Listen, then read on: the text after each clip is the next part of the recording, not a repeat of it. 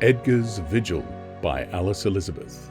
Read by Steve Parker with Kira Jones.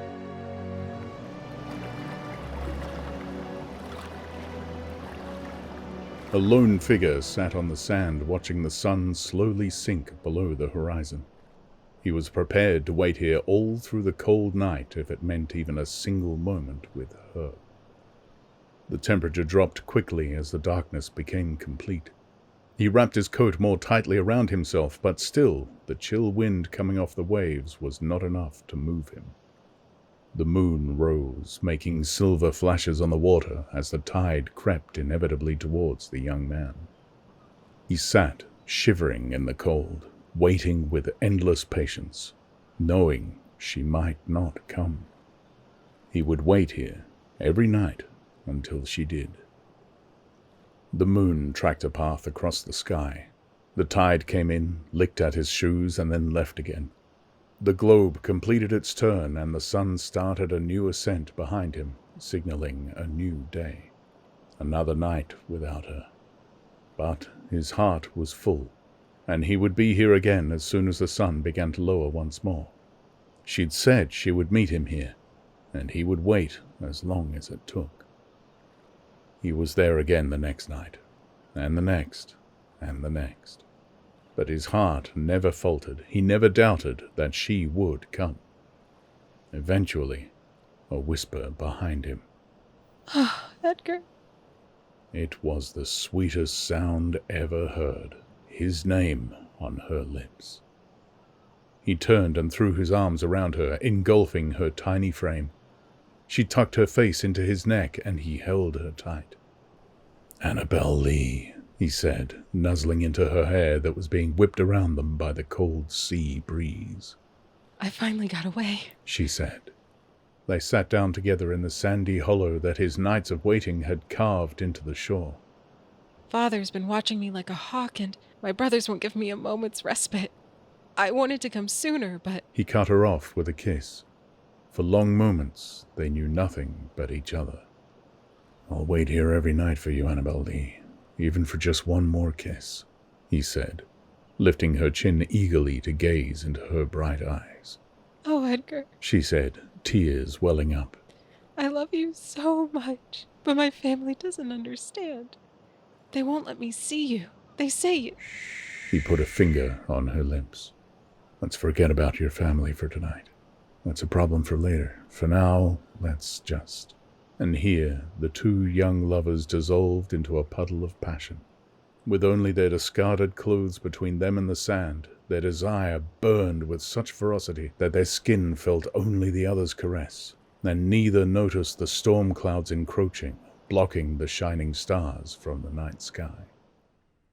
They lay, sleeping in each other's embrace, with Edgar's coat draped across their naked bodies, until a crack of thunder, accompanied by icy cold spears of rain, cruelly woke them. As they hurried to dress, Edgar said, "I'll wait here for you, every night. Come when you can, Annabel Lee.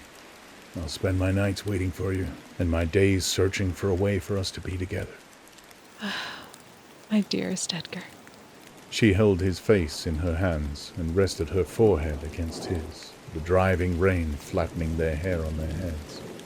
Her hands were cold as ice, but he didn't complain. "My Edgar, my sweet, my love. Wait for me. I'll come again, just as soon as I can." She gave him one last kiss before turning and running off into the downpour, back to the comfort of her family mansion, perched on the cliffs overlooking the sea. He waited for her again that night, and the night after that. On the third night she appeared again like an apparition from the fog. Once more they gave in to their passions there on the beach, with the moon watching overhead. They held each other tight, and when she coughed a deep and hacking cough, he rubbed her back and tucked his coat more tightly around her shoulders. "I have a plan, Annabel Lee," Edgar told her.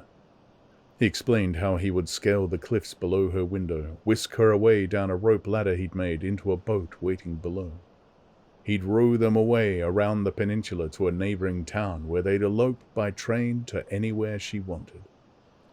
It has to be 3 nights from now. That's when the tide will be at its highest. Bring only what you must. I'll come for you, Annabel Lee. Until then, you must rest. You've been coughing like an old steamer, and you need to be strong for the climb down. It's a long way, but I'll be there to help you." With a kiss and whispers of unending devotion, the lovers again parted, just as the eastern sky began to yellow. The next days passed with interminable slowness for Edgar. His preparations were all made, his money carefully stowed away, ready to pay for the train tickets that represented their future together. Despite knowing she wouldn't return to the beach, he maintained his nightly vigil. He'd grown accustomed to watching the tide advance and recede, advance and recede. The ocean was unceasing, like his love for Annabel Lee. The fated night arrived, and Edgar moored his boat at the cliffs below her family home. A steep and narrow path led the way up. His feet and legs knew no tiredness as he ascended. His excitement at what lay ahead of them filled him with such boundless energy that he could climb mountains or swim entire oceans if he knew beautiful Annabel Lee was waiting for him on the other side. At the top, he found the window he knew to be hers and scaled the trellis up to the window ledge. He realized the window was closed. He could see the moon reflected on its surface. He'd asked her to leave it open, and he was momentarily filled with doubt. What if she had changed her mind? But he shook it off with the memory of her bright eyes gazing into his as they kissed down on the beach. Surely it was just an oversight. He pulled himself up onto the ledge. There was just enough room for him to sit upon it. He cupped his hands around his eyes, the better to see inside the room. What Edgar saw froze his blood in his veins. The room was filled with figures gathered around the bed. An old, grey-bearded man, a face so full of sorrow. 4 other men of various ages, her brothers. Kneeling next to the bed was a nurse, fussing over the pale figure lying there. Annabel Lee looked like a ghost. You could barely see her against the white sheets, her tiny body hardly making an imprint against the coverings.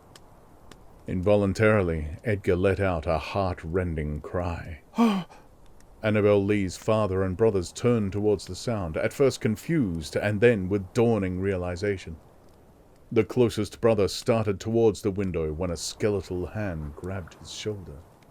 Somehow, Annabel Lee had managed to raise herself from her bed. With a final surge of strength that must have been granted by the god of lovers, she pushed past her brother and drew up the window sash. Annabel Lee threw herself at Edgar with the desperation of the dying. Edgar caught her in his arms, letting go of his hold on the trellis. The force of their embrace overbalanced the twosome, and they tottered, foundered, and fell. As they fell, Edgar saw faces appear in the window, and outstretched hands grasping, but too late. He landed first, flat on his back between the house and the cliff face. His breath was pounded out of him by the impact, and try as he might, his arms loosened their grip from around Annabel Lee. She rolled away from him, and he struggled to gain his feet. He watched her rise and stand, staggering against the strong sea winds. They both reached out towards the other, fingers grasping, hearts desperate to touch once more. The further Annabel Lee reached out towards her love, the more the wind was able to catch amongst the folds of her nightgown, snapping and cracking the fabric, acting like a sail. Her wasted frame, weighing almost nothing, was lifted from the ground in a gust of wind that blew her over the edge of the cliff. She let out a piercing shriek that was abruptly cut short. The wind carried Edgar's howl throughout the town, setting dogs to barking and waking children from their slumber. A sepulchre stands at the bottom of the cliffs now, a resting place for Annabel Lee. Every night, a lone figure approaches and sits beside it, watching the ocean as the tides advance and recede, advance and recede. Watching the unceasing ocean, as unceasing as Edgar's love for Annabel Lee.